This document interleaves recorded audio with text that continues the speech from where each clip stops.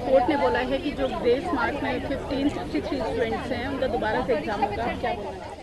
देखो, इससे कुछ इन लोगों ने बस गुमराह करने की कोशिश की है, क्योंकि 3000 रैंक जो मैं एक्सपेक्ट कर रहा था इस बार, मेरे 671 मार्क्स थे, इस बार 14,000 है वो रैंक गई है। तो 11,000 बच्चों का ये जो डिफरेंस आया है, बच्चे इतना तो पढ़ने ही नहीं लगे, क्योंकि पिछली बार 2400 रैंक थी, इस बार 14,000 है। वो तो हर बार बच्चे पढ़ते हैं तो हर बार हल्की फुल्की कट ऑफ आगे बढ़ती है, लेकिन इस बार जो इन्हें किया है ग्रेस मार्क्स का जो ये कह रहे हैं, उसमें 790 बच्चों ने क्वालिफाई किया है। क्वालिफाई में मतलब 600 प्लस नहीं होता, क्वालिफाई मतलब 164 से ज़्यादा मार्क्स होता है।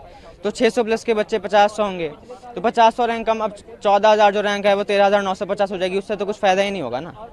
उनकी 3,000 है, तो पेपर लीक क्या वो है मेन, इनने ग्रेस से पता नहीं क्यों ये लोग आ गए। तो आपकी क्या मांग है यहाँ पर? पेपर लीक पे सीबीआई इन्वेस्टिगेट करे तो पता लग जाएगा, क्योंकि बिहार में एफआईआर हुई है, गुजरात में भी एफआईआर हुई है, कहीं पर प्रिंसिपल्स भी पकड़े गए हैं जहाँ पे ओएमआर टीचर्स भर रहे थे।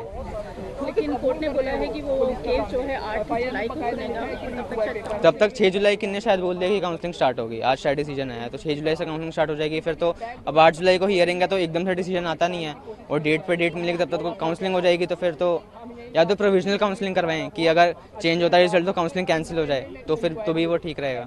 एनटीए ने आज बोला है कि री एग्जाम होगा उन लोगों का, उन बच्चों का जिनको ग्रेस मार्क्स मिला। इस पर आप क्या बोलना चाहेंगे? वो तो ठीक है कि 15,000 का या 16,000 का ग्रेस मार्क्स के लिए हो रहा है, लेकिन हमने और एक्सपेक्ट किया था, क्योंकि हमें क्लियरली पता है कि 16,000 से ज़्यादा अमाउंट है जिसमें ग्रेस मार्क्स दिए गए हैं। एक साल के अंदर इतना इन्फ्लेशन हो ही नहीं सकता। जैसे मेरे मार्क्स आए हैं 670 में मेरी रैंक एक्सपेक्टेड थी पिछले साल के ट्रेंड्स को देख के 3,000 के अराउंड, लेकिन इस बार आई 15,000 रैंक, जो इतनी हाई कभी एक्सपेक्टेड ही नहीं थी, किसी ने सोची नहीं थी कि 5 टाइम्स इन्फ्लेशन हो जाएगा।